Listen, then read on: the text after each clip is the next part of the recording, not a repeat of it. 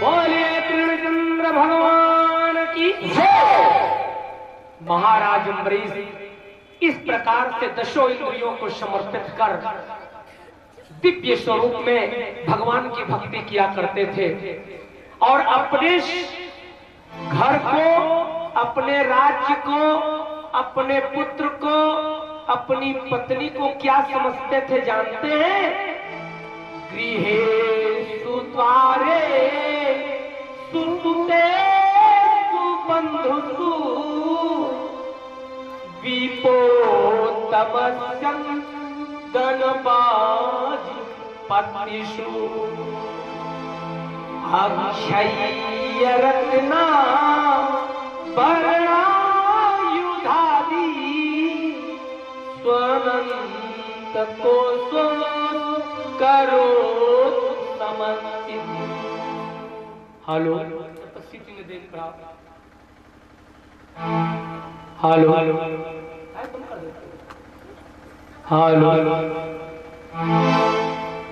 भक्तों, अपने पुत्र को, घर को, सब कुछ वो मिट्टी के ढेले के समान, ये नश्वर है, एक भी नहीं मानते थे। केवल भगवान ही सब कुछ है, भगवान के सिवा और कुछ नहीं। उनके मन में एक विचार उत्पन्न हुआ। विचार किस महीने में उत्पन्न हुआ? इसी कार्तिक महीने में। इसीलिए ये कथा सुनाना चाहता हूं। 2 दिन लेट सही भक्तों, परसों एकादशी थी और एकादशी महात्म्य सुनाने जा रहा हूं। कारण एकादशी महीने में उनके मन में विचार आया। अपने गुरु वशिष्ठ जी से उन्होंने निवेदन किया, कहा महाराज मैं पूरे 1 वर्ष वैष्णवा नाम एकादशी का व्रत करना चाहता हूं और उस एकादशी व्रत का पुनः उसके बाद उद्यापन करूंगा। कहा बड़ी सुंदर बात है राजन।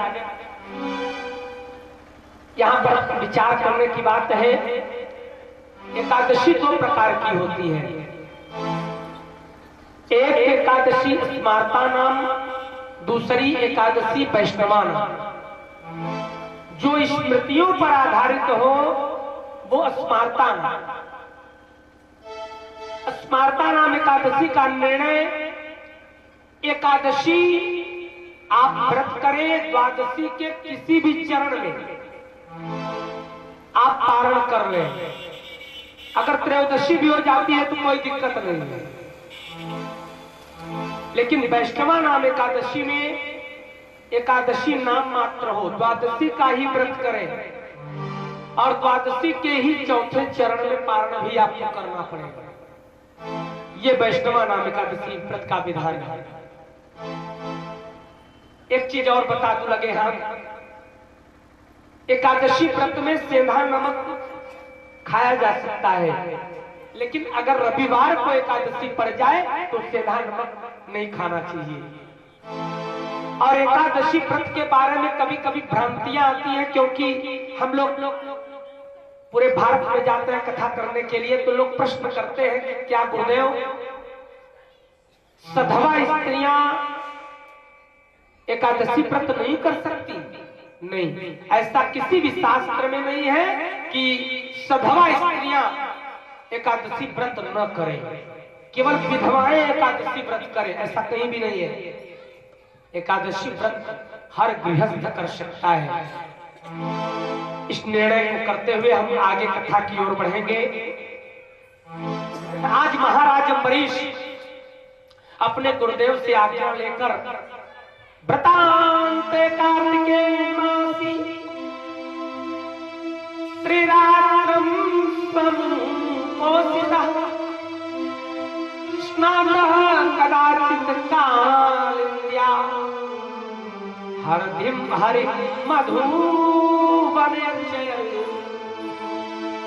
भक्तों, अपने गुरु जी से आज्ञा लेकर 1 वर्ष तक एकादशी व्रत किया। कार्तिक मास शुक्ल पक्ष एकादशी से प्रारंभ किया और आज 1 वर्ष के बाद, ध्यान रहे आप लोग कोई भी वृक्ष चांद्रायण व्रत करें, ये जितने एकादशी हुआ, प्रदोष हुआ, सप्तमी हुई, इन व्रतों को शास्त्रों में कृच्छ चांद्रायण व्रत कहा गया है। और कृच्छ चांद्रायण व्रत का पूर्णमासी वगैरह तिथि का व्रत जो भी आप लोग करते हो या वार का, इनका जब तक आप उद्यापन नहीं करते ना, तब तक पुण्य नहीं मिलता। इसलिए एक बार उद्यापन करना आवश्यक है कृच्छ चांद्रायण व्रतों का।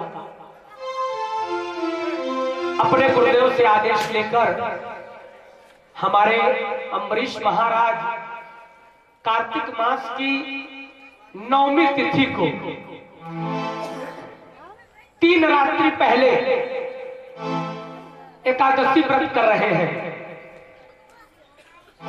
यमुना जी में स्नान करने के बाद भगवान का पूजन करने लगे उद्यापन करने के लिए। गुरु वशिष्ठ जी उद्यापन करा रहे हैं, पूजन चल रहा है। अभी पूजन चल ही रहा था, तब तक उसी उनके पूजन में तदकंतार भावेन पूजयामास केशवम् ब्राह्मणाच महाभागम् सिद्धार्थानपि भक्तितः। अभी पूजन चल ही रहा था कि दुर्वासा महोदय जी का आगमन हो गया। ब्रह्मर्षि दुर्वासा जो बहुत जल्द दुर्वचनों का प्रयोग कर दे, क्रोधित हो जाए, ऐसे महर्षि का आगमन हो गया। दुर्वासा जी का आगमन हो गया।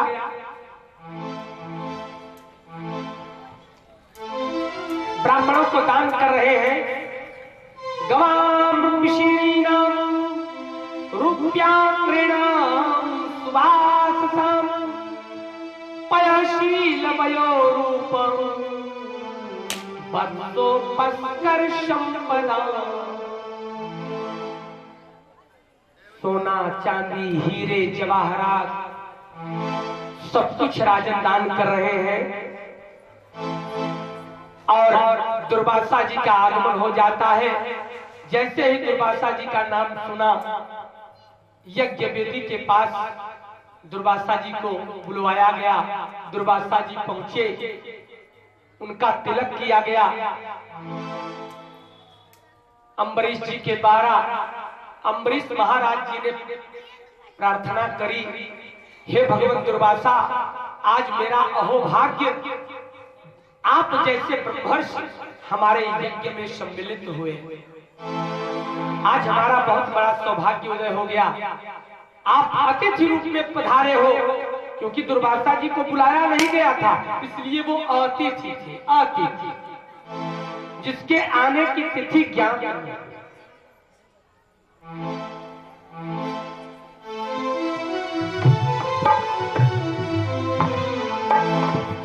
भक्तों, दुर्वासा जी प्रसन्न हो जाते हैं।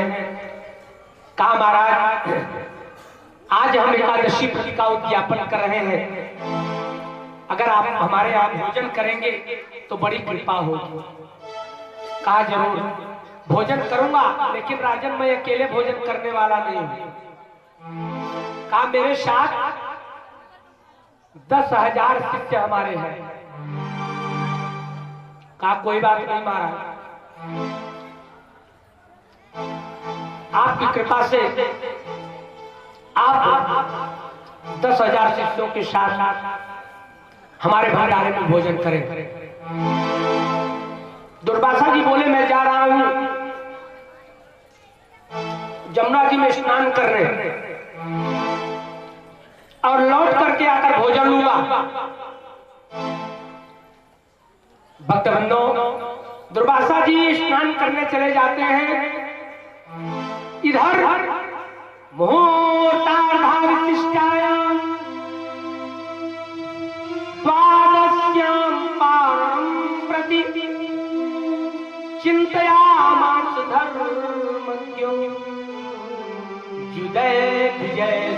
धर्म संकटे। भक्तों, एक चीज ध्यान देना, मैंने पहले ही बता दिया कि वैष्णवा नाम एकादशी के व्रत का पारण का विधान बड़ा अनोखा है।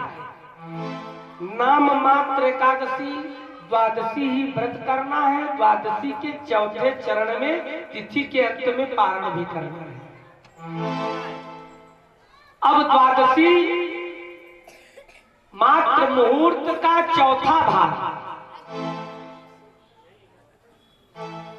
यानी 6 मिनट बचा हुआ।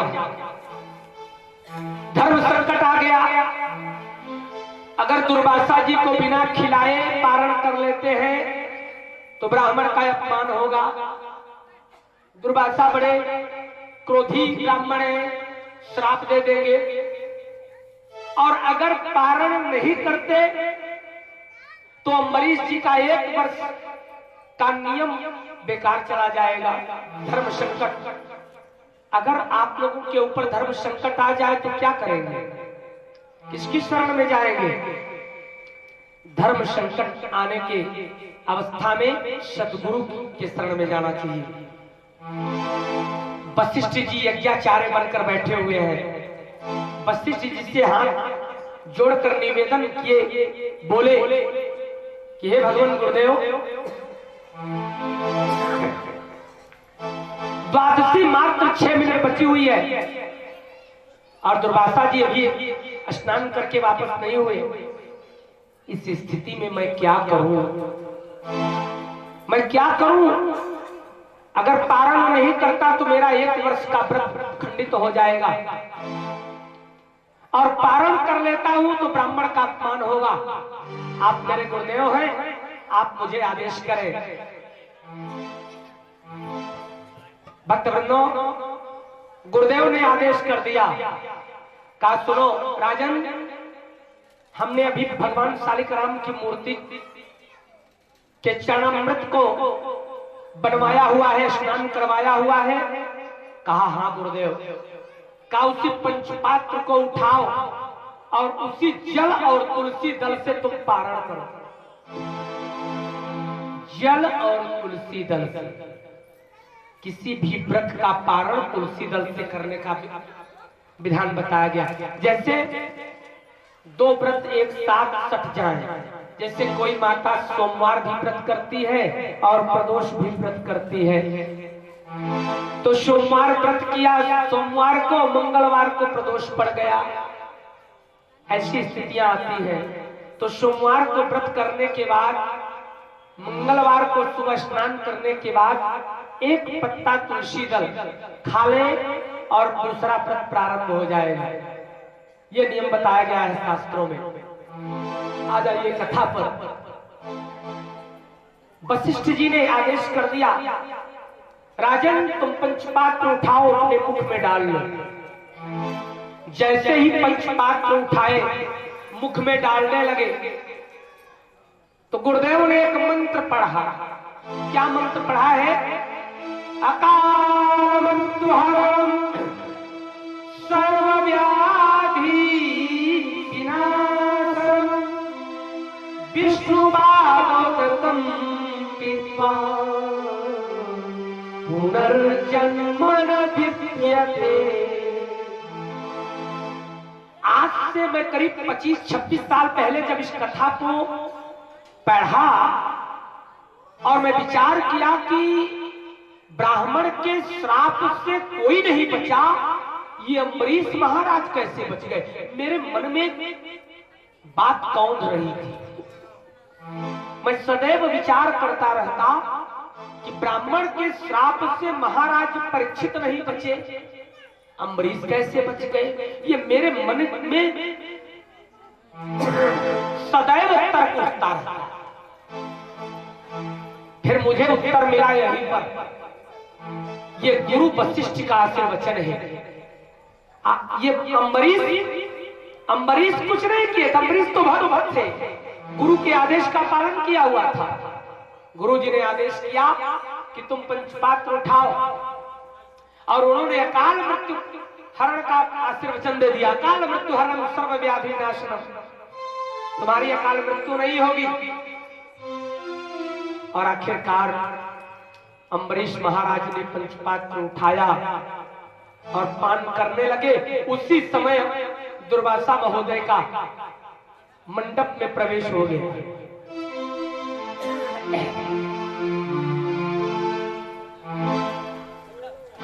आगमन हो जाता है, दुर्वासा जी की भ्रुकुटी टेढ़ हो गई। दुर्वासा जी क्रोध में आ गए। कहा अहंकारी राजा, तूने दुर्वासा को निमंत्रण देकर उनका अपमान किया है। मैं तेरा गुरु वशिष्ठ नहीं हूं जो तेरा जूठा खाऊंगा। तूने मुझे निमंत्रण दिया और बिना बगैर मुझे खिलाए स्वयं भोजन कर रहा है। अभी तेरे को मजा चखाता हूं। और अम्बरीश महाराज हाथ जोड़कर खड़े हो गए, कुछ कहना चाह रहे हैं, लेकिन दुर्वासा जी के आगे एक न चली। और दुर्वासा जी ने एक कृत्या उत्पन्न कर दी। अपने लट से एक राक्षसी, कृत्या माने राक्षसी, कृत्या उत्पन्न करी। कृत्या हाहाकार करने लगी। बताए ब्रह्मर्षि दुर्वासा, आज किसको अपना निवाला बनाऊं? प्रसन्न चित्त होकर दुर्वासा जी बोले कि इस अहंकारी राजा अम्बरीश को सशरीर निगल जा, इसने मेरा अपमान किया हुआ है। भक्तों,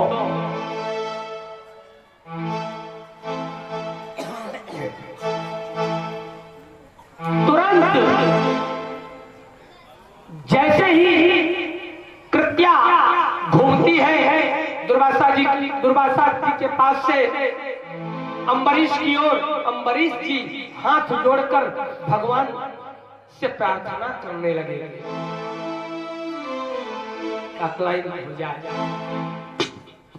भगवान को पुकारने लगे। कैसे?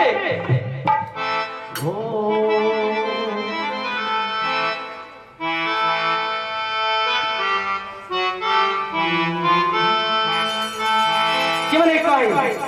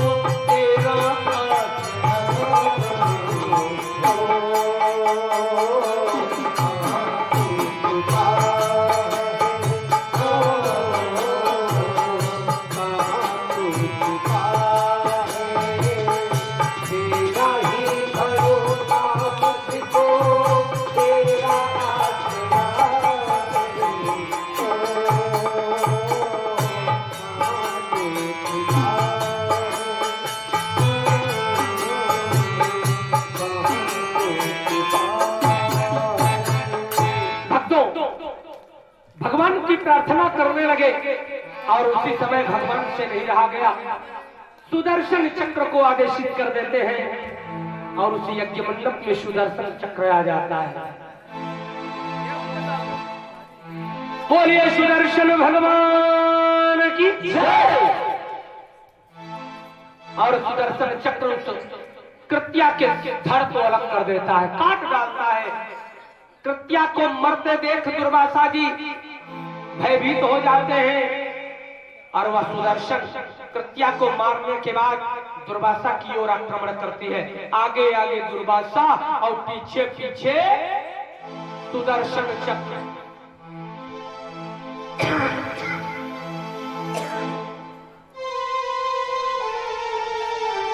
दुर्वासा जी भागते हुए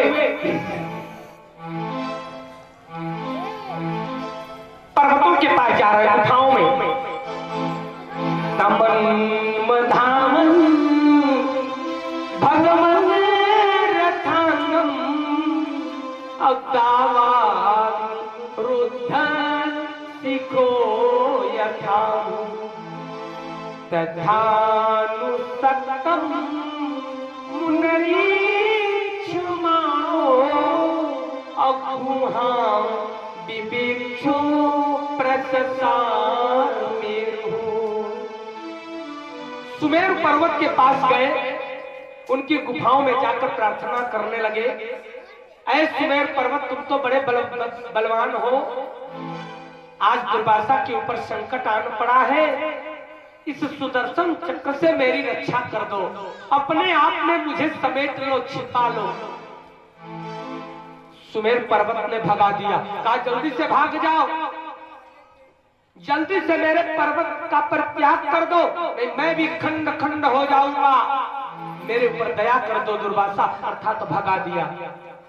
अब दुर्वासा कहाँ जाएंगे? 10 दिशाओं के पास जा रहे हैं। कैसे? दिशो नभाष्मा विवरान समुद्रा अलोकान शपाला सद्रिवं गतः यतो यतो धावति तत्र तत्र सुदर्शनं तु प्रशहदर्श। 10 दिशाओं के पास गए, नभ आकाश के पास गए, 7 समुद्रों के पास गए, लोकपालों के पास गए सिद्ध चारण के पास गए, लेकिन जहां जहां जाए यतो यतो धावति तत्र तत्र, जहां जहां दौड़ दौड़ कर जाए क्या देखे? सुदर्शनम दुष्प्रशहम दशरथ। जब पीछे मुड़कर देखे तो वो काल स्वरूप सुदर्शन नाचता हुआ पहुंचा हुआ है।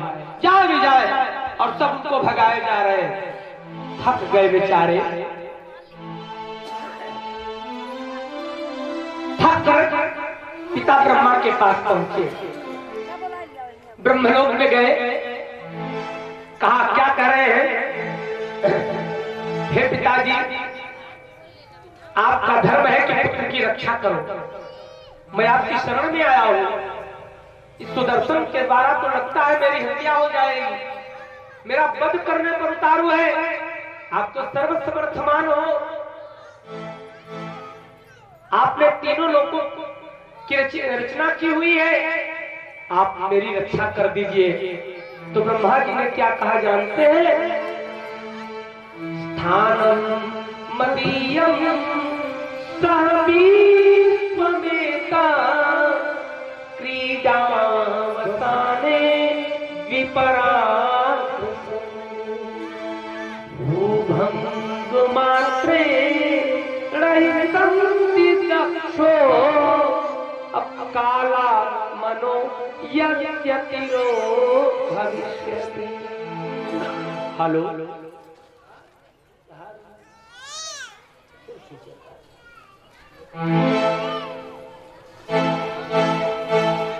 हेलो, कहा है मेरे पुत्र? मैं जानता हूं कि पुत्र की रक्षा पिता का धर्म है,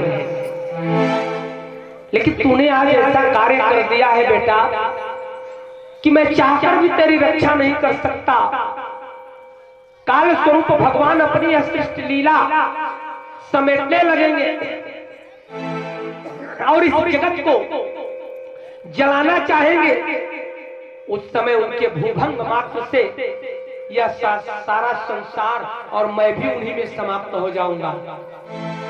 मैं चाहकर भी तेरी रक्षा नहीं कर सकता, इसलिए काम कर, जितनी जल्द हो सके इस सत्य लोक का भी तू परित्याग कर दे, ब्रह्मलोक का भी परित्याग कर दे। आखिरकार ब्रह्मा जी की बात सुनकर दुर्वासा महोदय अब कहां जाएं? फिर सोचा चलिए हम भगवान शिव के पास चलते हैं। भगवान शंकर के पास गए क्योंकि उनको अपना बड़ा भाई मानते हैं। तो शंकर जी के पास गए तो वहां क्या कहा?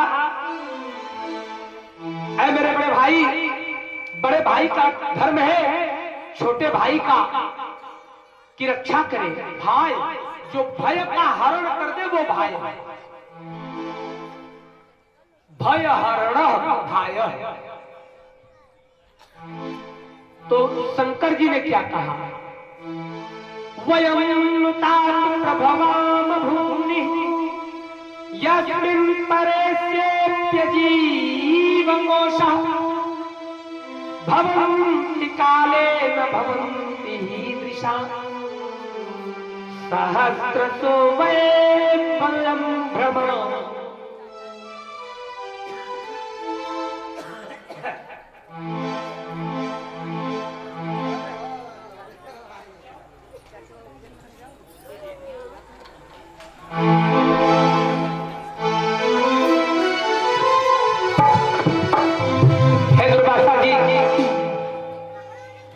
जिन अनंत परमेश्वर ब्रह्मा जैसे जीव और उनके उपाधि भूत कोश इस ब्रह्मांड में अनेकों ब्रह्मांड समय समय पर पैदा होते हैं और नष्ट हो जाते हैं।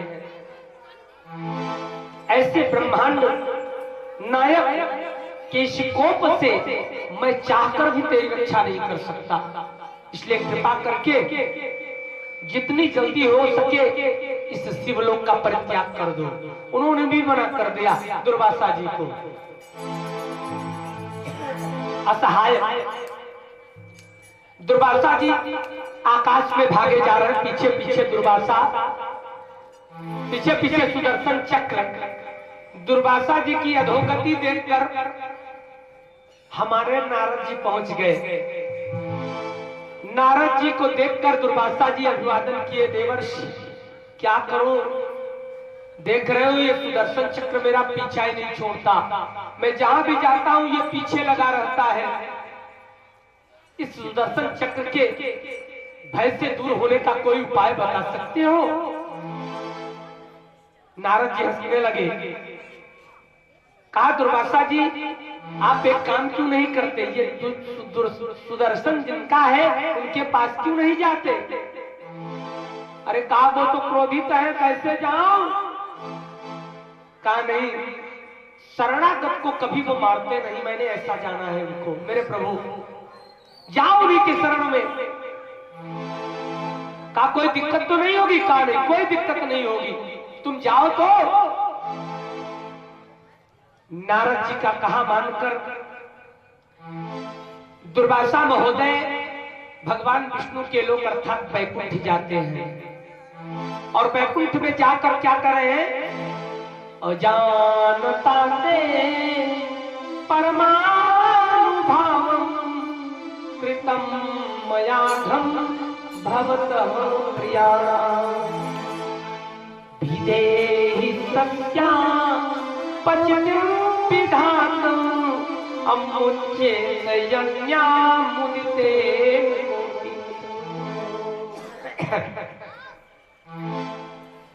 गए भगवान के श्री चरणों में गिर पड़े दुर्वासा जी और बोले, कहा हे प्रभु मैंने आपका प्रभाव न जानने के कारण मैंने ऐसा अपराध कर दिया, मुझे क्षमा कर दो। मैंने अनजाने में ऐसा पाप किया है और शायद अनजाने में किया गया पाप पाप नहीं होता, इसलिए प्रभु मुझे क्षमा कर दो। अब ऐसा कभी नहीं करूंगा। भगवान जब दुर्वासा की बात सुने तो कहा मैं कौन होता हूं तुमको बचाने वाला? मैं तुमको चाहकर भी नहीं बचा सकता। भक्त पराधीनो हस्वन्तत्र इवल विजा साधुर्विग्रस्त हृदयो भक्तये भक्तजन प्रिय। सर्वथा भक्त के अधीन रहता हूं। ऐ दुर्वासा जो भक्त चाहता है वही मैं करता हूं, समझ गए ना? मैं तुम्हें तुम्हारे प्राणों की रक्षा नहीं कर सकता। दुर्वासा जी जान गए अम्बरीश चाहेंगे तभी मैं बचूंगा। उस वैकुंठ से दुर्वासा पुनः भागते हैं बेचारे और साकेत धाम अयोध्यापुरी में आते हैं। अभी भी वहीं पर हाथ जोड़े खड़े हैं हमारे अम्बरीश महाराज, ब्राह्मण का इंतजार कर रहे हैं कि दुर्वासा जी आएंगे, जब भोजन करेंगे तभी उनको भोजन कराकर मैं भोजन करूंगा। दुर्वासा जी आए और अम्बरीश के चरणों पर गिर पड़े। आंख खुली, देखा दुर्वासा जी चरणों पर गिरे, उठा लिया। अरे कहा दुर्वासा जी आपका स्थान वहां नहीं, आपका स्थान यहाँ है। ब्राह्मण देवता आप वहां क्यों हो? लगे रोने और उनके पैरों को सहलाने लगे। मेरे कारण आपको इतना दुख झेलना पड़ा, अभी भी अपनी गलती मान रहे हैं। कोई गलती नहीं किया हुआ है अम्बरीश महाराज ने, उसके बगैर बावजूद भी वो अपनी गलती, आपको कई जगहों पर जाना पड़ा। सुबेर पर्वत के पास, 10 दिक्पालों के पास, 10 दिशाओं के पास, 7 समुद्रों के पास, ब्रह्मा शंकर के पास, भगवान विष्णु के पास। इसलिए हे प्रभु आप मुझे क्षमा करना, मेरे कारण आज आपको इतना दुख झेलना पड़ा हुआ है। इसलिए प्रभु कृपा करके चलिए आप भोजन करिए। दुर्वासा जी के आंखों में आंसू आ गया। कहा जिस अम्बरीश को मैं इतना बड़ा पापी समझता था, अहंकारी समझता था, आज वो इतना देख रहा हूं कि इतने कृपालु है, मैंने शायद गलत किया था। अरे कहा भैया पहले सुदर्शन को तो मनाओ, ये मुझे मारने दौड़ रहा है, तब जाकर भोजन करूंगा। तो आखिरकार उसी समय अम्बरीश महाराज सुदर्शन चक्र की स्तुति करते हैं करीब 18-20 श्लोकों के द्वारा, और सुदर्शन चक्र भगवान विष्णु के स्वरूप में आ जाता है। बोलिए भगवान विष्णु की जय। विष्णु भगवान के स्वरूप में सुदर्शन चक्र आकर दुर्वासा जी को अभय दान और अम्बरीश को वरदान देते हैं और बैकुंठ को चले जाते हैं। भक्तों, इस प्रकार से अम्बरीश चरित्र मैं समाप्त करता हूं। ये जितनी अभी कथाएं हमने आपको सुनाई सब मर्यादा पुरुषोत्तम राम जी के वंशज। आइए नवम स्कंद में ही मर्यादा पुरुषोत्तम राम जी के वंशज का वर्णन हुआ है। ज्यादा देर नहीं, लेकिन आधे घंटे मैं राम जी के वंशज पर वर्णन करूंगा और उसके बाद कृष्ण अवतार की कथा, आज उनके अवतरण की कथा आपको सुना दूंगा। चिंता मत करिएगा।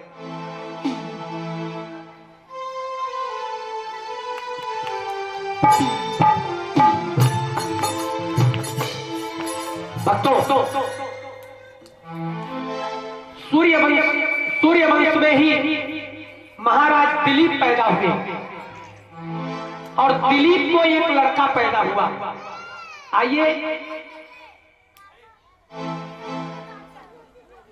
ये बच्चे इतना चिल्लाते हैं आप लोगों को नहीं कि इनके धीरे से थोड़ा सा इसको टाइट कर दें। बालक वर्णय एक स्वभाव, यही नहीं ये हर जगह उपद्रवी है। कुछ नहीं, चुपचाप जो बोले ना उसको पता भी नहीं न चले और उसको उठा करके सड़क पर कर दिया जाए, उसके बाद बंद कर देंगे ये बोलना।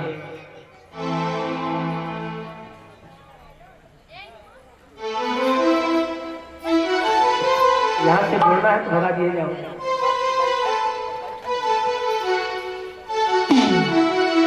महाराज दिलीप को एक पुत्र पैदा हुआ गुरु कृपा से। दिलीप के पुत्र का नाम रघु हुआ। रघु महाराज जी को एक पुत्र पैदा हुआ। रघु महाराज जी के पुत्र का नाम अज पड़ा। अज को भी एक पुत्र पैदा हुआ। अज के पुत्र का नाम महाराज दशरथ। और दशरथ महाराज जी को 4 पुत्र पैदा हुए हैं। 4 पुत्र ऐसे पैदा नहीं होते। भक्तों, दिव्य पुत्रेष्ठ यज्ञ कराया जाता है गुरु की कृपा से। पुत्रेष्ठ यज्ञ, और पुत्रेष्ठ यज्ञ में से यज्ञ पुरुष भगवान खीर लेकर निकलते हैं और उस खीर को रानियों में बांटा जाता है।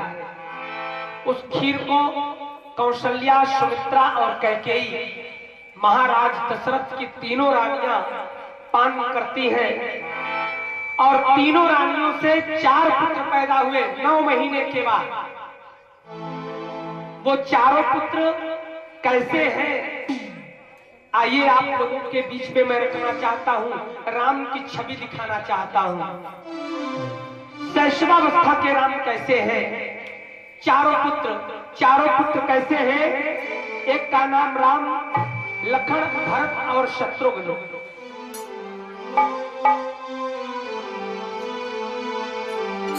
तन की दूती श्याम सठुरु है,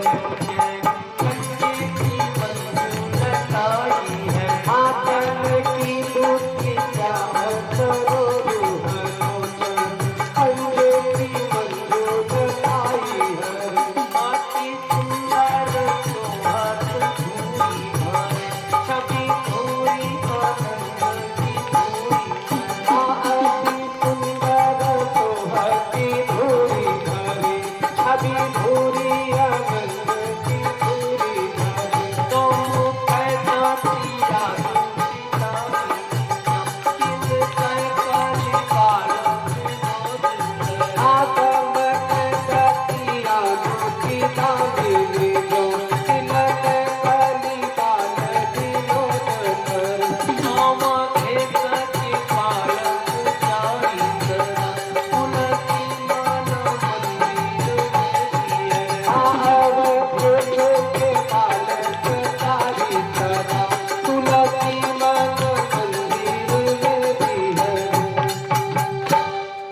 महापुरुष राम, लखन, भरत और शत्रुघ्न, कौशल्या, सुमित्रा और कैकेयी से 4 पुत्र पैदा हुए।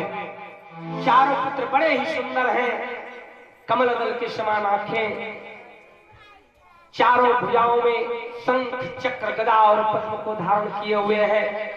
ऐसे मर्यादा पुरुषोत्तम राम जी पुनर्वस नक्षत्र के 4थे चरण में पैदा हुए। भक्तवृंदों, राम, भरत, लखन और शत्रुघ्न चारों, और बड़ा करता हूं राम जी को, क्योंकि राम जी की कथा मुझे आधे घंटे में 9वें स्कंद समाप्त करके आज मजबूरी है, हम लोगों को कृष्ण का अवतरण आज करवा देना है।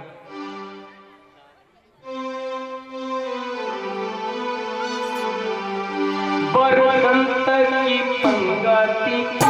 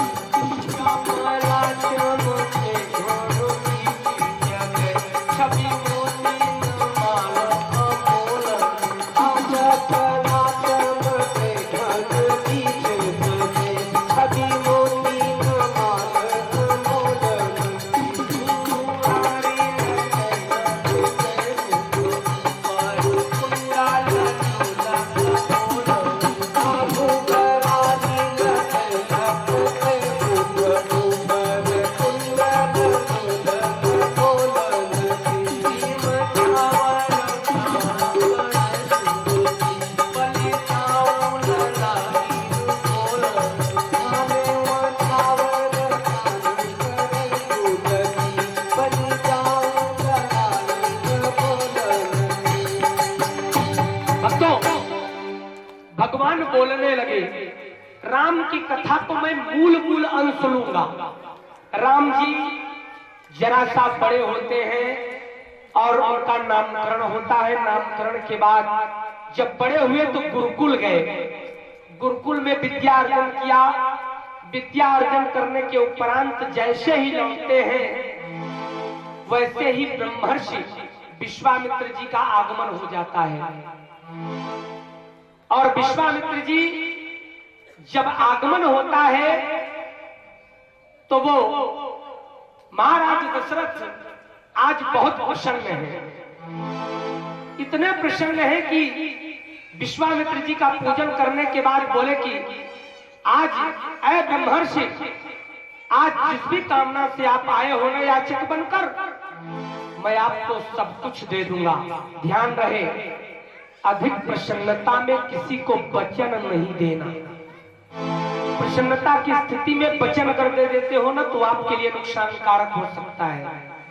एक उदाहरण ये भी है, आज विश्वामित्र जी मन ही मन मुस्कुरा रहे हैं। कहा महाराज दशरथ, आज जो भी मैं मांगने आया हूं दे दोगे? कहा 3 बार प्रसन्न चित्त होकर मुझे वचन दीजिए। महाराज दशरथ ने मान लिया।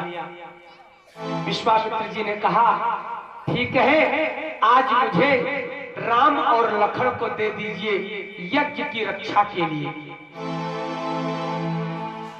महाराज दशरथ को मूर्छा आ गई, गिर पड़े। पैनी अटैक आ गया, साइलेंट अटैक आया, गिर पड़े। वशिष्ठ जी ने किसी प्रकार संभाला, समझाया। विश्वामित्र जी के सामने महाराज दशरथ हाथ जोड़कर विनय करते हैं कि प्रभु आप मेरे प्राणों को मांग लीजिए, लेकिन प्राण से प्रिय मेरे राम और लखन को मत मांगिए। ये मेरे नन्हे बालक सुबाहु मारीच ऐसे राक्षसों से क्या लड़ाई करेंगे? मैं स्वयं चलता हूं। क्या मेरी वीरता पर आपको संशय है? मैंने देवासुर संग्राम में देवराज इंद्र के साथ दैत्यों से मुकाबला किया हुआ हूं। मैं चलूंगा, आपके यज्ञ की रक्षा करूंगा। मेरे पुत्रों पर कृपा कर दीजिए, दया कर दीजिए। विश्वामित्र जी बोले नहीं, मैं तो राम और लखन को ही लूंगा। अगर देना हो तो दो, नहीं तो खाली हाथ जाएगा विश्वामित्र। वशिष्ठ जी ने समझाया, का दे दो, कोई बात नहीं है। माता पिता और गुरु की बात मानने वाला। आज एक कथा मैंने नाभाग चरित्र सुनाया, उसमें पिता की बात मान लेने पर कल्याण हुआ। अब गुरु की बात महाराज दशरथ मान रहे हैं, कल्याण ही होगा। गुरु वशिष्ठ ने कह दिया कि ले जाने दीजिए, राम और लखन को दे दीजिए विश्वामित्र जी को, आपका कोई कल्याण ही करेंगे विश्वामित्र जी।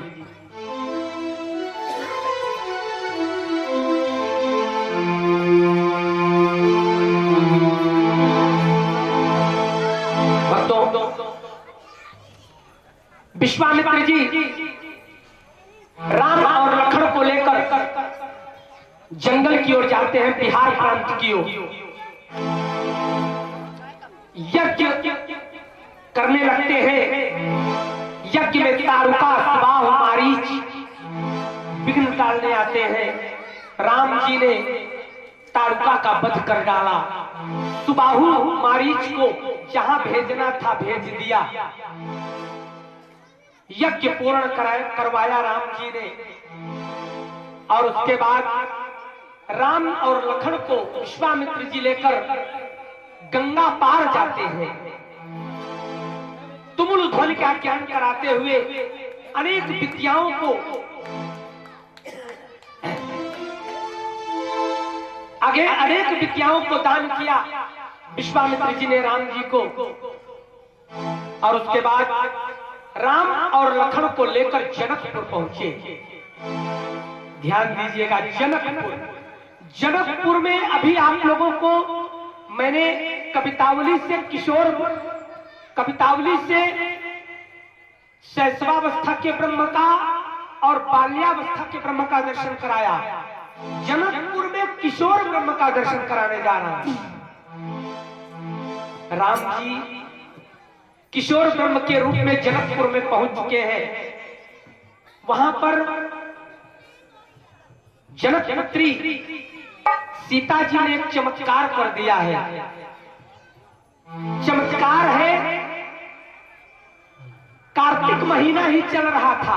ध्यान दीजिएगा, कार्तिक महीने में शायद किसी उत्सव को मनाने के चक्कर में साफ सफाई चल रही थी कि जानकी जी ने शिव का पुराना धनुष एक स्थान से उठाकर दूसरे स्थान पर रख दिया। जिस धनुष को किसी ने आज तक हिला तक नहीं सका था, हिला भी नहीं पाया था, उसको जानकी जी ने उठा लिया। जनक जी को पता चला तो जनक जी बहुत ज्ञानी थे। यहां पर आप लोगों को एक बात और आज मैं सैद्धांतिक रूप से बताना जरूरी समझता हूं। जनक जी ने स्वयंवर करने का निर्णय क्यों लिया? जनक जी ने स्वयंवर केवल अपने आप को पातक से बचने के लिए किया था। ध्यान देना, आप लोगों को भी अपने कन्या के अनुरूप ही वर का चयन करना चाहिए। अगर ऐसा नहीं करते ना तो आप लोगों को पातक लगता है। जनक जी को पता चला कि जानकी ने धनुष को उठा लिया तो उन्होंने संकल्प ले लिया, जो इस धनुष को अब तोड़ेगा उसी के साथ जानकी का विवाह होगा, यानी बलवान होगा। और यहाँ क्या है, अब लड़की हमारी बीए पास और लड़का अनपढ़ है तो भी विवाह होगा नहीं। सुता के अनुरूप ही वर का चयन। अपने आप को पातक से बचाने के लिए स्वयंवर का निर्माण किया था जनक जी ने, संकल्प ले लिया। उसी समय विश्वामित्र जी महामुनि के आश्रम में दोनों राजकुमारों के साथ पहुंचे हुए हैं। निमंत्रण पत्र आता है। जनक जी को पता चला कि महामुनि विश्वामित्र जी किसी संत के आश्रम में आकर ठहरे हुए हैं। उनको भी स्वयंवर में आमंत्रित किया जाता है कि आप भी हमारे यज्ञ के मंडप में आए। आपका सत्कार किया जाएगा। उधर धनुष यज्ञ का विधान बनाया गया और आप लोग जानते ही हो, किसी राजा ने उस धनुष को हिला भी नहीं पाया, तोड़ने की बात क्या करी जाए। राम जी ने धनुष तोड़ दिया। गुरु जी का आशीर्वचन लेकर उठे और राम जी ने धनुष को तोड़ डाला। यह निर्णय हो गया कि अब जानकी का विवाह राम जी से होगा। जनक जी को पता चला, विश्वामित्र जी ने परिचय कराया कि ये दोनों राजकुमार जो देख रहे हो ना, ये चक्रवर्ती सम्राट महाराज दशरथ के 4 पुत्रों में 2 राम और लखन हैं। जनक जी को जैसे ही पता चला चक्रवर्ती सम्राट महाराज दशरथ की ये दोनों पुत्र, उन्होंने मन में विचार किया कि मेरे भाई को 2 पुत्री और मेरे को भी 2 पुत्री। जानते हैं, सीता और मांडवी, उर्मिला और श्रुतकीर्ति, ये 2 भाइयों की पुत्री है। का 4 पुत्रियों का विवाह चक्रवर्ती सम्राट महाराज दशरथ के 4 पुत्रों के साथ क्यों न कर दी जाए। विश्वामित्र जी से परामर्श लिया। विश्वामित्र जी ने कहा, अति सुंदर राजन, इससे सुंदर क्या विधान होगा। जनक जी ने दूत बुलाया और एक निमंत्रण पत्र लिखा। कहा, एक काम करो, इस निमंत्रण पत्र को अवध्या के सम्राट चक्रवर्ती सम्राट महाराज दशरथ को जाकर सुना दे। दूत अयोध्या पहुंचता है।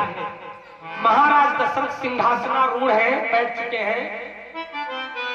दूत आ चुका है, महाराज दशरथ को प्रणाम करता है और कहा कि हे राजन, मैं जनकपुर से आया हुआ हूं, अगर आदेश हो तो जनक जी का एक निवेदन है, पढ़कर सुना दो। महाराज दशरथ आदेश दे देते हैं।